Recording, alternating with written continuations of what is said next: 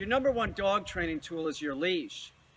And 9 times out of 10, it would be rare that I would go pick up a dog for a board and train and the person would have a proper leash. It never happens.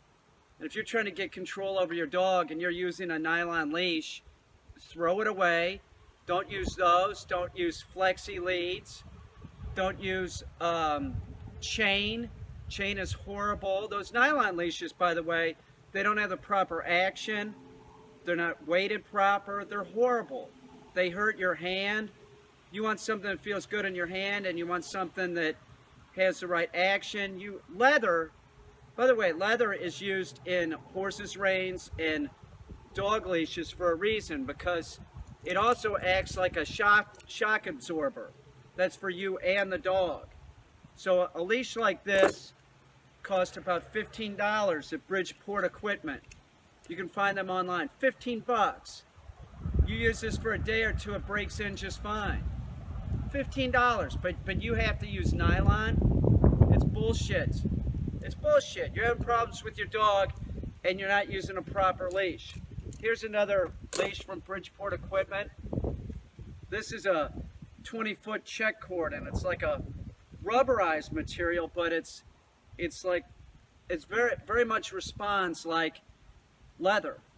So this is acceptable. If you want to use a biothane leash, that's cool too. You can use that. This functions very much like leather. It feels like leather.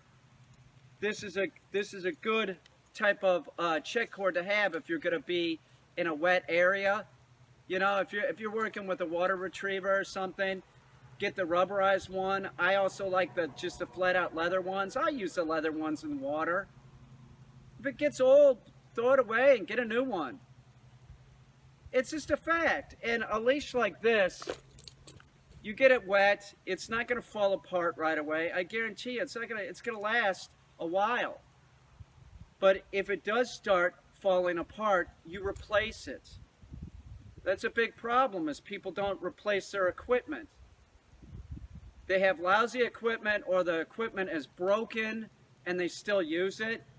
I have a video on YouTube where I'm talking about some friends of mine that I go to pick up their dog, right? The dog's going to stay with me, and they give me a leash that's broken.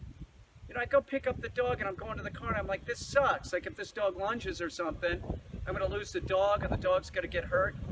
Replace equipment if it gets broken. Leather is preferred. A leather leash. Bridgeport Equipment. There's other places that you can get a leather leash.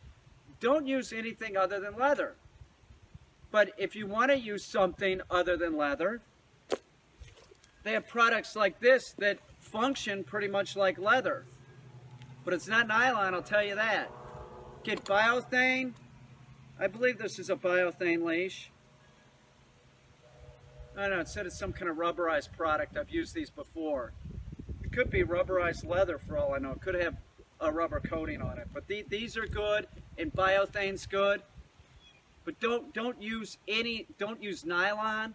Don't use a flexi lead. Flexi leads are the worst. A chain type leash, that's not a leash, that's a chain. Of course you're having problems with your dog. You're using a chain.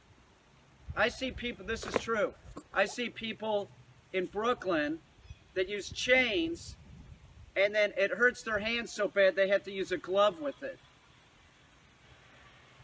Come on. These leashes from Bridgeport, they come in many different sizes, colors.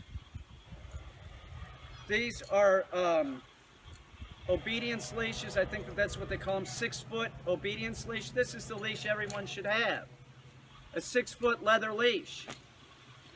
You want to get a 20-foot like that, if you're doing some kind of, you know, transitioning the dog into off leash or something, that'd be helpful to get that. But everybody should be walking their dog and training their dog with something like this, a 6-foot leather leash.